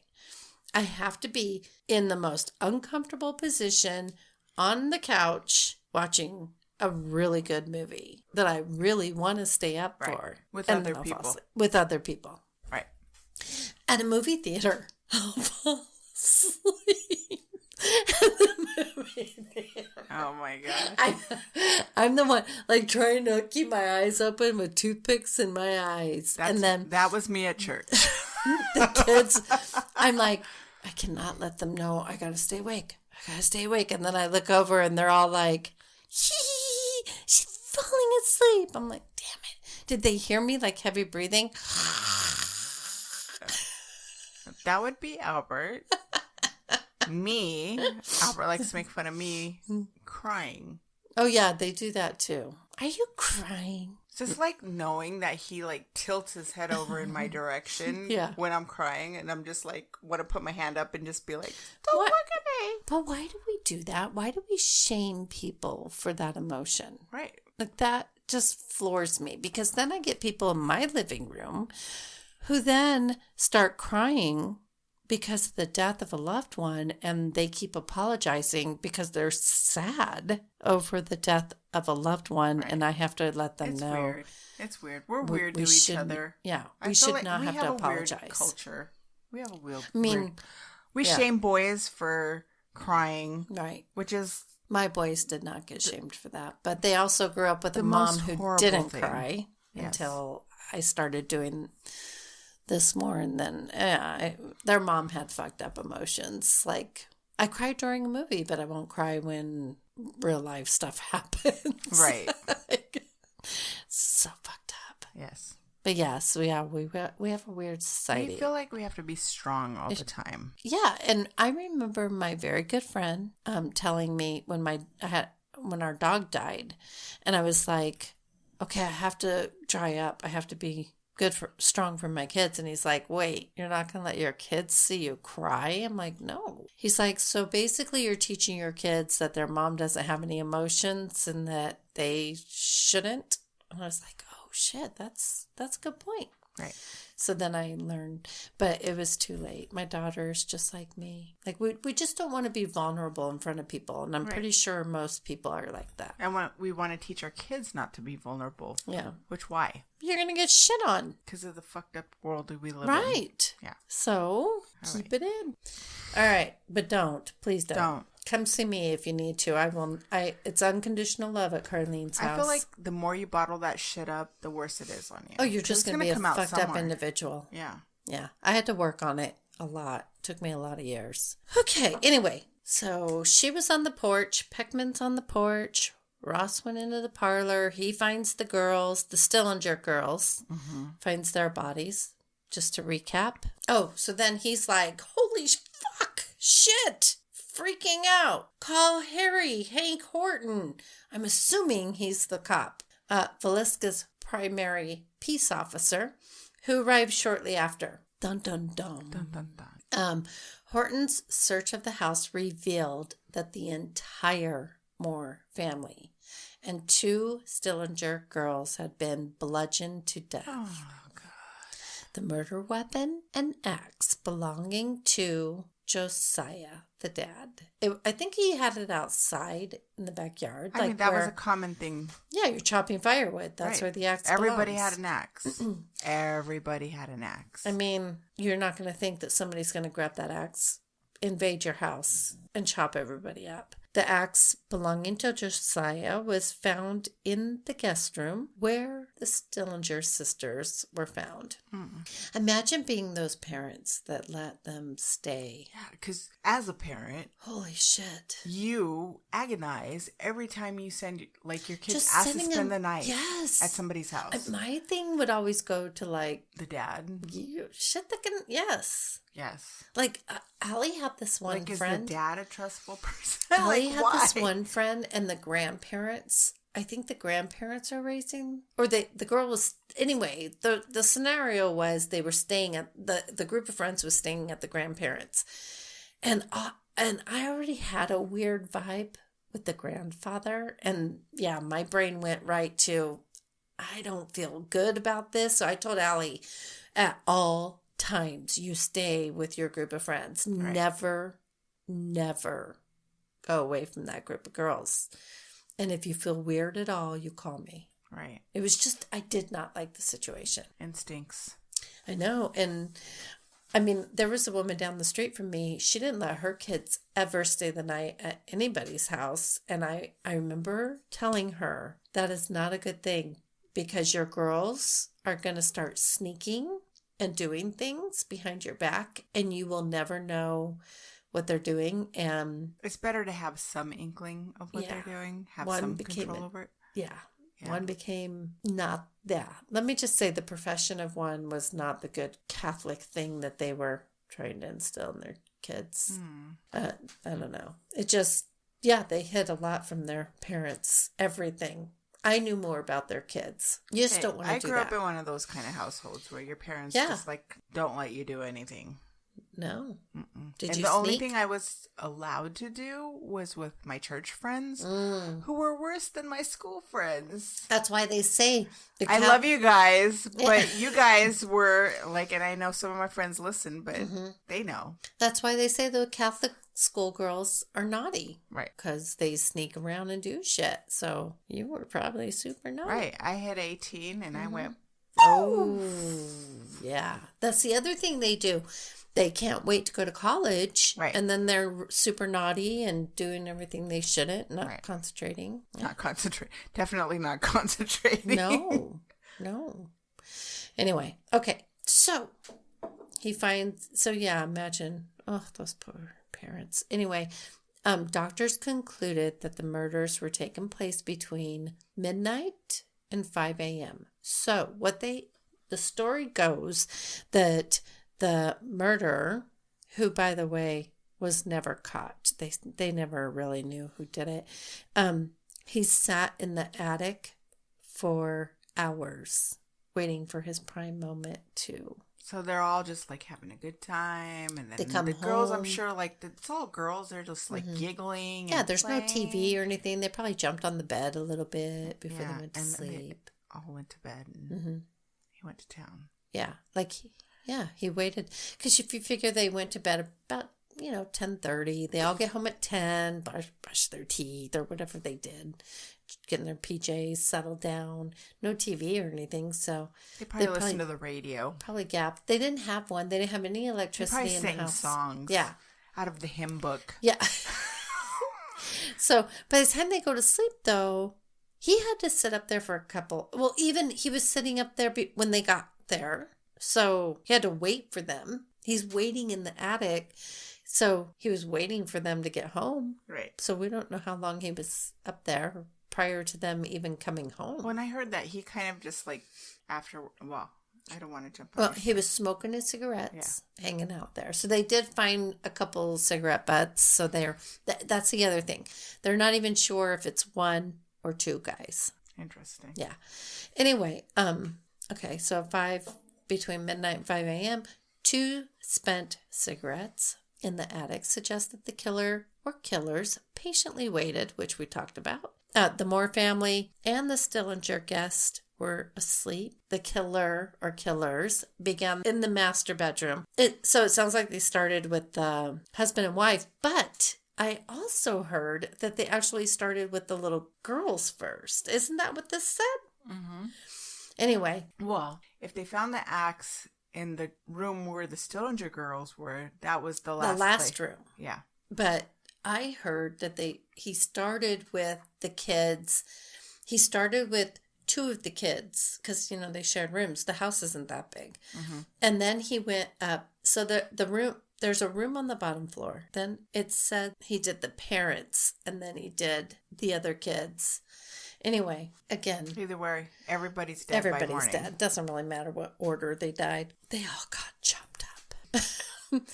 Oh, and imagine this. Okay, so hold on. Because Shorty's snoring because my story's so exciting. She said. Josiah received more blows from the axe than any other victim. Oh, here's the other thing. That's probably like a fear response. Like, this is grown man. Like, I want to make sure he's dead. Maybe. He's the only one that can probably stop me. Okay, but here's the other thing. The house is not very big. Again, I'm stressing the house is not that big. You would think with that many people it would be bigger, right. But it's not. It's small. And so that's another reason why they think there was more than one, because just the noise alone you would think would wake somebody up. Like, how did they kill that many people in their sleep without rousing anything? Right. Like, they are all passed out. Right. Nobody hears a thing. Let me make sure I do this in the right order let me just do this. The killer begins, Josiah receives the most blows from the axe than any other victim. His face had been cut to such an extent that his eyes were missing.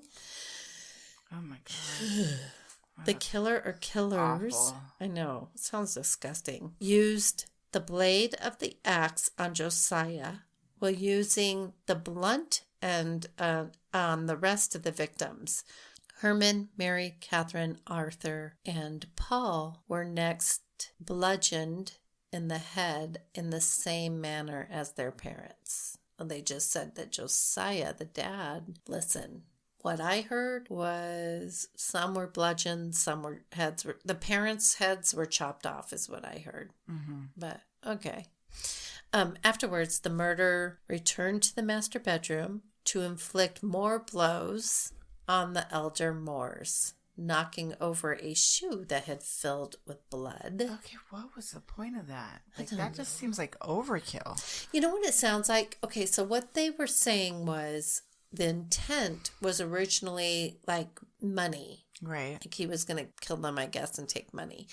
But all that waiting in the attic made him like more thirsty for blood? Thirsty for the killing. Oh. And so then it turned into a blood fest. And so, yeah, it just got gross. And anyway, no matter what, there's no justification for what happened.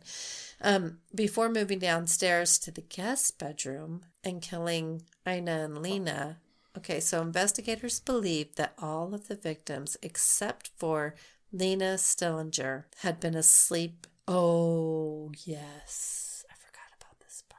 Lena might have not been asleep when murdered. They thought, yes, they thought that she was awake and tried to fight back as she was found lying crosswise on the bed. And there was some defensive wounds on her arms. Lena's makes sense because she wasn't in her house, so she she was probably having a hard time sleeping because I can't sleep in somebody else's house. You're like listening to every noise, so she probably. Oh God! But it gets worse. Okay. Oh my God. Did I say how old they were? I can't remember. No, like they're little. I know they're like little. 9, 11, something like that. Anyway, Lena's nightgown was pushed up to her waist and she was wearing no undergarments. Basically, they're saying speculation was she was sexually molested, raped. God. Oh, that just made it 10 times worse. Or he attempted to do so. It's also said that the murderer then washed up. Well, like he got a basin, cleaned himself up. Like he took the time. I've now chopped up all these people, little kids included, and now I'm going to like bathe myself. So he's like cleaned off all the blood. I'm going to have nightmares. Then I should have done the true crime. Then he makes himself a meal, and like I guess he left a large part of it still at the table. Anyway, all right, so the investigation part is over time there were many possible suspects, including what was that? Oh, I got chills. What the heck happened just now? I did not touch anything. That's the second time that happened. It is the second time, and that was way more. That was like static. It was the weirdest thing just now. Okay, I'm leaving it. And I didn't touch it. Okay, over time, many possible suspects emerged, including the Reverend George Kelly. Let me just tell you about this guy real quick. The Reverend George Kelly. Mm-hmm. Right, let me just stress. The Reverend George Kelly was known for traveling around and being the Reverend. He was also known for he would send letters to young girls and ask them to send things. It was equivalent to, hey, sup, can you send me a nudie on an iPhone? Yeah. So he's that guy. But he hid behind the Reverend. Right. And so he'd get people to trust him. And then he was basically would want to have sex with young girls. So they thought maybe it was him because he was kind of lingering around at that time. And then Frank Jones, I don't know much about him. William Mansfield, a lot of people, when they were doing the EVPs, they would be like, is this Mansfield? Because I think they came at him, but it didn't really amount to much. Anyway, Loving Mitchell and Henry Lee Moore, no relation to the Moore family. George Kelly so the Reverend was tried twice because he was the most likely. They also said there was like there were some transients that they actually tried to accuse too, and just because they were transients. And right. the train tracks were right there, so they thought that the murderer had like done this and then would hop on the train. And then because at the time there were other, which we've probably done stories about, other murders that happened like this. Right. And so they were wondering, their theory was that they were connected. And like they would get on the train tracks and then go to like Colorado. There was this kind of stuff was happening. Like a very passionate, angry crime at the dad. Yeah. Like he did them wrong, or you're just pissed off at a male figure. But why kill the kids and the wife like that? Like it's just so weird. Anyway, George Kelly was tried twice for the murder, but nothing ever came of that. The first ended in a hung jury, while the second trial ended in acquittal. Other suspects in the investigation were also exonerated. So to this day, even now, like, ghost hunting people go and talk to people in the little town, and people still feel like they're rattled by it, especially the elderly. Right. It's just, Okay, so the hauntings. Okay. In 1994, the house was purchased by some new owners, and they talk about like feeling creepy things and having cold spots on their skin and blah, blah, blah, but that's not even. Okay, so the people, I guess, that owned it before, I'm gathering, that owned it before. I might be getting conflicting reports, but whatever. The bottom line is, in the 60s and before the 60s, because there's another story with the 60s, they couldn't rent the house out for the life of them, whoever bought the house. And so they offered 6 months free rent to whoever would want to rent there, because they all knew the murderous history. So this young couple, the guy, he's been out of work forever. He has a new baby on the way. He has a new wife. So it was a young couple. And they're like, it sounds like a good deal. 6 months free rent, we'll take it. So they took it. And, it's the Rittner family. Rittner, I believe the name was. Anyway, Homer Rittner. Homer and his wife. They never said her name. Anyway, soon after they moved in, Mrs. Rittner began hearing and seeing things. Are you bored? Am I boring you? No, I need coffee now. Oh, the activity had quickly gotten worse, with Mrs. Rittner seeing. Okay, imagine this. Okay, you know the history. You move into this spooky ass house. You're pregnant. You're hearing and seeing shit. And then you go to bed one night and you open your eyes and there's this axe wielding figure standing at the end of your bed. Oh. Yeah.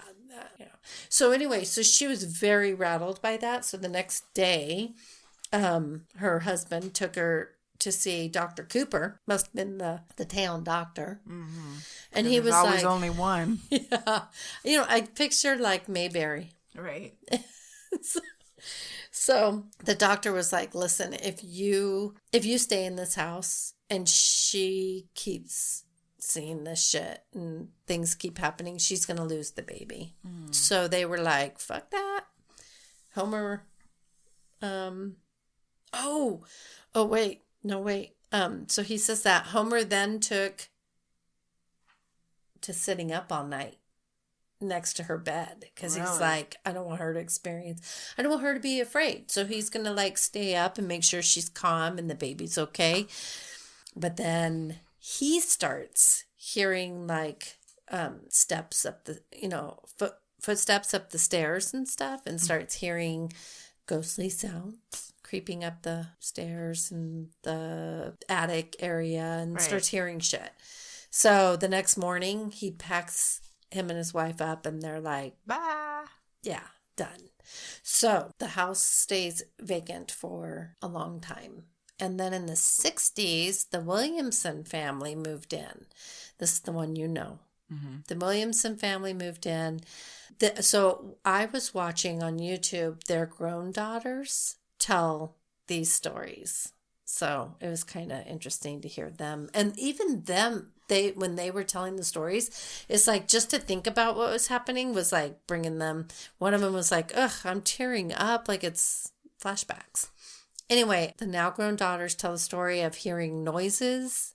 And so they would accuse each other. They'd be like, is that you making all that? Stop trying to scare me. And they thought each other was trying to scare one another, whatever. They would hear the cries of a young girl. They speak of a time where they would hear phantom footsteps, items being moved, the sounds of items being violently thrown around. Ugh. I know. That's freaky. About 2 weeks after hearing some of the more minor things happening, one of the daughters explains to her mom explains how her mom was. Okay, so her mom was downstairs in the laundry room doing laundry with all the kids. Then her mom finishes up, goes upstairs, and notices that the laundry that she had just put away was scattered all around the room. The drawers were thrown out of the dresser. That would piss me off. Yeah, everything was thrown about the room, and she was like, okay, no. So she goes and tells her husband about it. So she's like, let me just make sure I didn't miss anything. Oh, and the attic door was swinging back and forth. Really? Yeah. So that's creepy. So she ran downstairs, and she tells her husband about it. So if you told Albert and this was his, wouldn't you be pissed if this was his reaction? It's just the kids fucking with you. Oh, yeah. Yeah. I'd be like, I know what I experienced. Yeah. And he's like, it's just the kids fucking with you. They're just playing jokes on you. And it terrified her so much, she never spoke of it again. What are you looking at? You're freaking me out. Stop it. Then you have Alma looking out the window like she sees something. Albert's out there walking around. Yeah, he is. Freak. Better be him. Great. It's an apparition. It's the axe killer. And I have to go home alone after reading this. After we do a ghost hunt. Oh, great. And after hearing in your house. I already feel bad for leaving Shadow alone. Oh, I know. Yeah. Alone with the ghost. All right. Anyway, she never spoke of it again because she was so terrified. Everyone kept trying to convince the dad that there was something wrong with the house, but he wouldn't listen. So now the dad is going to have his own experience. Yeah. And usually that's what it takes. You know, yeah. The washing machine doesn't get fixed until dad does the laundry. And he's like, oh, did you know that it's making this noise? Mm-hmm. Yeah, you know the noise that I've been telling you it's been making? Right. The car doesn't get taken care of until it breaks on them. Right. And then it's like, oh, do you know the car? Why didn't you tell me the car was fucked up? I did, motherfucker. Okay. Yeah. See, I know. It hasn't been that long. Okay. So, I've been fucked, but it hasn't been that long since I've been fucked.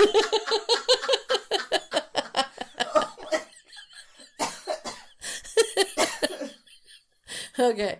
All right. All right.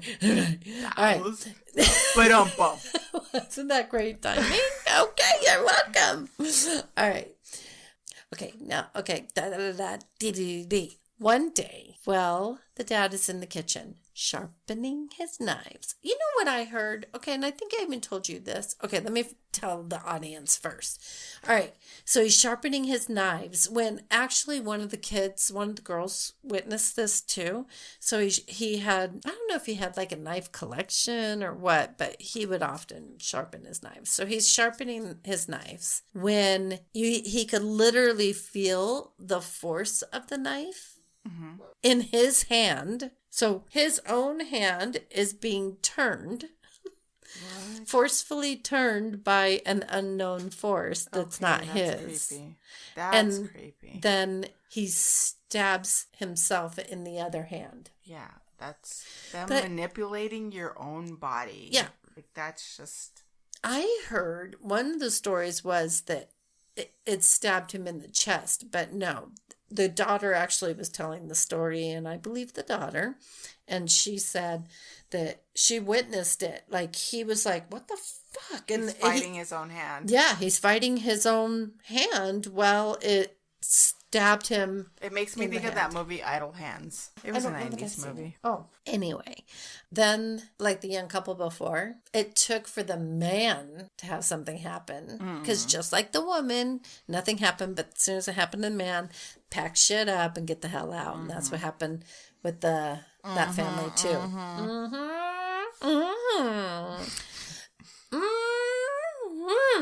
Okay. Girl. We should have our little buttons. Okay. They were the last family to actually live in the house. Then after that, it was just used as a ghost hunting house. I wonder how much they charge for people to stay the night at that place. They got to be making some good money. Yeah. Anyway, many ghost hunting shows have investigated the house like Ghost Adventures. Zach. Of course. Of course. Oh my gosh. The show... And, of course, was it the devil? He found a demon in the closet. Mm-hmm. There's always demons. The show Scariest Places on Earth. Oh, I love that show. Yeah. Most Terrifying Places in America, as well as a ton of YouTubers, and some that it's like I couldn't even watch. It was just too much. Anyway, many have gotten the sounds of children laughing, which if you get on YouTube, you can witness this stuff for yourself if you'd like. There is one YouTuber that just posted the EVPs alone. So he'll post like 2007, and then it's just the EVPs. It's kind of cool because it's just, you're not dealing with all the other crap. You're just seeing the EVPs. I liked it. It was entertaining. There's and some of them, they're like children screaming, but to me, it sounded like a playground. Right. Like when children are chasing each other and having fun. So I just think the kids are having fun there. And I don't know that people know, because a lot of times they're using the term residual energy, and they're using the term, they'll say like, oh, it's a residual EVP. And I'm like, do you even know what that is?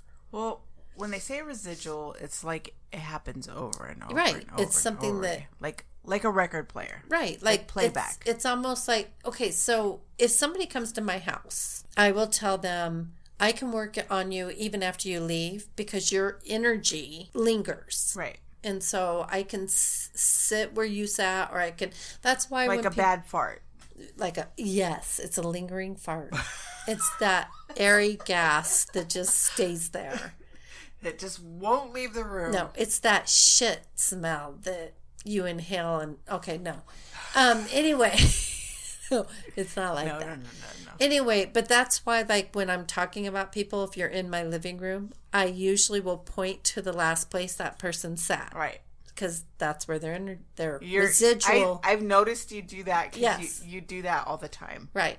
And that's because the residual energy... Like when you're doing birth order, when you're doing a reading, yeah, you're like, you have a kid, this kid, and this kid, and this kid, and you're like... Yeah, and this one's over here. Right. Yeah. And that's... So residual energy is an energy that just lingers like a stinky fart. And then, like after I leave here, my energy will stay right here. Right. And then there is... regular energy. So a residual energy, listen, the joy of the children screaming, laughing, playing, whatever, listen, it's probably not a residual energy. You don't think so? No.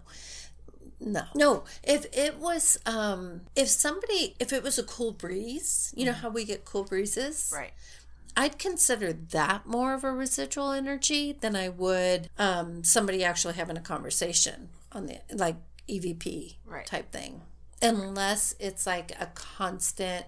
If it was like the sound of somebody pacing back and forth, right? To me, I can even consider that a residual energy. Right, but not the kids laughing. I don't think I just can't buy that. Not from all the stuff but I don't know everything, so I could be totally wrong. Next week I might come to you and tell you I was full of shit. But I will tell you I was full of shit. And then I learned something new. So, am I right? Do I not confess if I'm full of shit? Yeah.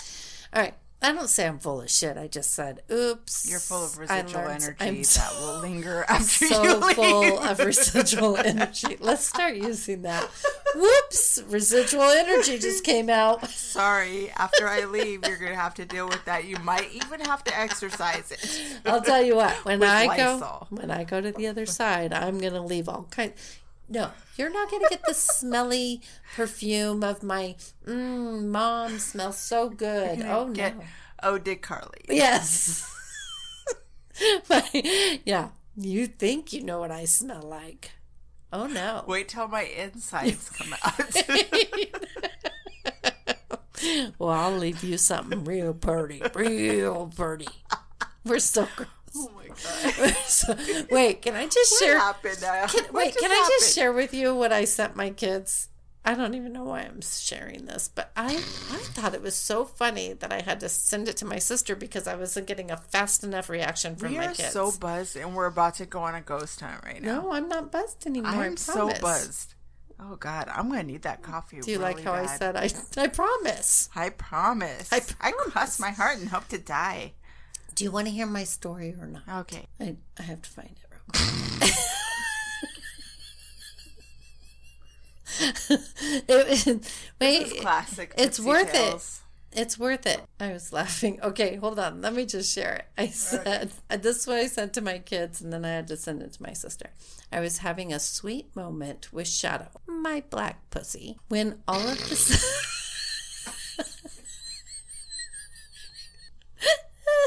Why? When all of a sudden, so she was on top of me and I'm like, oh, you're so cute. You're just a beautiful panther. And then she walks across me and she cuts this silent and very deadly fart that I got a strong ass taste in my mouth of, right? So I'm like, you're so cute. Oh my God. Oh my God, you bitch.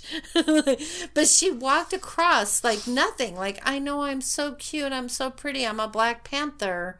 Not telling me that she just left me this stinky ass fart. Ugh. And so I tell them I tasted it was so oh my strong. God, the fact that you said tasted. So I said she got a silent and very deadly fart that I tasted. It was so strong. This is her latest thing. She's definitely a senior. She's 18. You know, silent and deadly is their thing. So she just sits there and acts like nothing happened while her hot, airy fart is creeping into my mouth. Oh, that's disgusting. Carlene. Sometimes she walks across me like, look at me. I love my mom. I'm certain. Those are my favorite. I'm certain she smirks as she sits on the other couch and watches for her lingering ass stench. She's like, boo, yeah. to hit me in the face. Sometimes I catch her winking at me as if to say, you're welcome, asshole. Paybacks are a bitch. Taste it. Taste it. So my sister goes, LOL, I'm sure you crop dusted her a time or two. And so then I said, I was laughing too hard at what I sent to the kids and they were taking too long to respond. So I had to send it to her.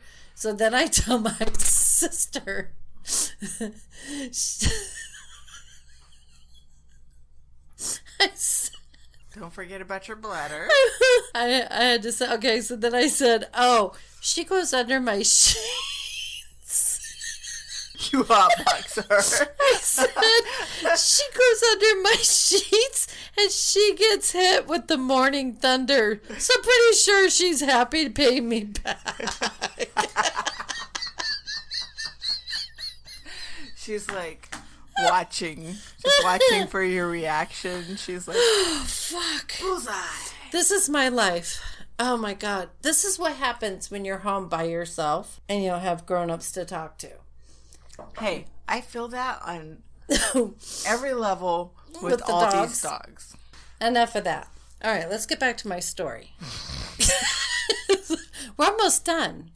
All right, so, okay. The children crying and screaming. Okay, there's video, YouTubes. Okay, there's video, and there's I think I'm drunk. I'm just kidding. I'm burping and losing my place. I like how you whisper that. I think I'm drunk. Okay, there's video on YouTube of some people in the kids' room, and also Zach from Ghost Adventures in this same room. He's sitting on the bed, and the door to this closet opens or closes or whatever by itself. And with these people, they were asking questions, and it was opening and closing to them asking it to do that. I think that's the blue room, they call it, but it's where I think the two little girls were murdered. The Stillinger girls. Yeah. Okay. Yeah. Mm-hmm, yeah. Uh-huh. Anyway, yeah. And most of the EVPs, like, they've gone up to the attic. A lot of people say that they feel creeped out there, and then they go up there again and they don't feel creeped out. But they even ask, like, are you the murderer? Is this the murder here? And sometimes they'll get like, I did it. I killed the kids. That's helpful. Yeah. But they don't ever say. Who the fuck are you? Yeah. Yeah. They haven't really gotten a definitive answer. They even had a psychic in there, and she was saying things, but it was kind of stuff they already knew. Like, he might have been there for money, and he waited for hours, and they kind of already knew all that. Okay. Yeah. Mm. I found that out on Wikipedia. Thanks. Yeah. So, and then some of the tour guides that were there, that, tour people around, had said, one of them said he was at the neighbor's house conversing with the neighbor, and looked over, and he sees a man pull the drapes back and look, an apparition of a man. Ooh. Yeah, look out the window creepy. from the house that nobody should be in, because he's the tour guide and knows nobody's in the house. Nice. Yeah, and then another tour guide mentioned that he could feel like little kids pulling on his hands and is tugging on his shirt, like trying to get him to play or have his attention. And then the EVPs that people get are like saying, Ina, like, who's here? And they'll say, Ina, Lena. They'll say the kids' names, Arthur, like whatever. Oh, Paul. They say Paul a lot. Right. They get, banging sounds, footsteps up at the Blablabla. Mm-hmm. Yeah. She's like, yeah. Yeah. Yeah. Listen, I think it's a spooky house, but not spooky in a negative way. I don't think the murder's there, basically, is what I'm trying to say. I think it's the kids. And I was watching one YouTuber, and they have pictures of the family on the walls, and they say, like, the mom, even the tour guides or people that own the house, they'll say that she, like, jumps from, like, picture to picture. Not like her picture actually jumps, but, like, the girl was saying, like, it was like her eyes. You know how you have a poster of somebody and their eyes follow you when you move? Okay, it's like her eyes were, like, looking at me while I was on the couch. Not just following her, but really looking at her. Mm-hmm. And she said she got up, and when she moved, it was like the eyes, it was like the picture what came to life. Mm-hmm. Like, I don't know how to explain it, but I understood what she was saying. So then it's like she's looking at her in this picture, and then she turns around, she's looking at her in this picture. Like, it's like the same, like the same look, like the life of it is coming to life, and like her soul's leaping from each picture, right, making it come to life. And then there was like one of her friends, they were all on the floor, another YouTuber, and there was a shadow of them, and they were all like, oh my God, your shadow looks just like her. And what I wonder is, was the mom like getting it into them and making them think that like making them, like messing with them a little bit to make them think that looked like her. Right. Anyway, they're all very prominent there. I totally believe that. So I don't think it's haunted in a bad way. I think it's haunted in a good way. same way I'm going to haunt my house when I die. Except for the dude in the attic. Except for the dude in the attic. Well, yeah. And still, like, he's not always there, but he's there. And I don't know. And the clumpy footsteps. I don't know. Who makes you stab yourself? That's also kind of a facetious spirit, too. Right. So I guess there is some bad stuff there that's not residual. Right. And that's it. And you got to hear my fart story. You're Awesome. welcome, everybody. That was great. You're so welcome. That was a bonus for you all. You're welcome. Oh, dear We're Lord. nuts. Okay. We're nuts. Well, and we're almost done. Do we have something else? Oh, well. Yeah, right. all that. The end stuff. Like, those are cool stories. I thought so. I Your like story was cool. You know what I'm sick of? I can't surprise you with a story. I know. I hate it when you say, "Hey, I'm going to do this story." I'm like, it's all right. I'm sorry. I'm going to. One of these days, I'm going to. You're going to find a story that I haven't heard. I'm going to. Oh, well, you do a lot. Hey, you did recently. Oh, well, I did the Western one. Yeah. What was his name? Yeah, we all know. That guy. Yeah. Don't ask me to remember right now. No, can't. But it started with an L. I don't even know where I put my keys. I don't know. I could be making that up. I mean, Larry? I did just tell you. Larry? No, it was a weird name. But I did just tell you a stupid fart story. Hey, you surprised me with that one because I didn't see that one coming. Tell me it wasn't a funny one, though. I mean, I laughed about that for a couple of days. Saying it, let me just put the visual in your head. A black, beautiful, cute panther-like kitty winking at you with like, "Fuck you, asshole." I just laid one on you. I mean, just the word. What did I use? The fart thunder. Thunder down under. I don't know. I don't remember. Morning thunder. Morning thunder. Just that was funny. Where'd that come from? Who's the funny spirit that pops in anatomy every once in a while? I don't know, but I dig them. He's funny. She's funny. They make me laugh. I don't take the credit for it. Because I can't even remember. She's like, I don't take credit for that fart either. That was not me. No, that hot, airy one was not me. It was the dog, right, Alma? Like, I didn't eat beans last night. Why does it smell like beans? No. Oh. Well, God, the dogs are going crazy. I know. Somebody probably needs to go to the bathroom again. Remember the last time they did that? Oh, shit. We should finish. Speaking of shit. All right, guys. This has been fun. It's been a blast. We are off to our next adventure. We're going to Daddy-O's. What time is it? It is 10:30. 10:30. Yeah, we got to get going. I got to put shoes on. We have time. Yeah. We got to drink our coffee. Yes, we got to get our second wind. Yes. Oh, my God. Because I'm already like, ugh. Are you? Yeah. Oh, see, I'm used to being I was drinking while you're telling your story. You were sobering up while you were telling yours. I am sobering up, yeah. All right, people. Thank you guys for listening. We appreciate you guys. We know there's a ton of other podcasts out there that you guys could be listening to, and you come back and you listen to us. Yes. And we love you guys from the bottom of our heart. We listen to you guys from the bottom of our heart. We listen to you guys.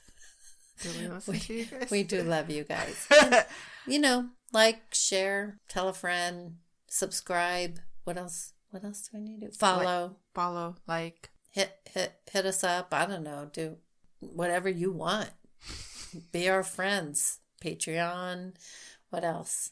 Yeah. Hey, you could be our friend for $2 a month. No kidding. Yes.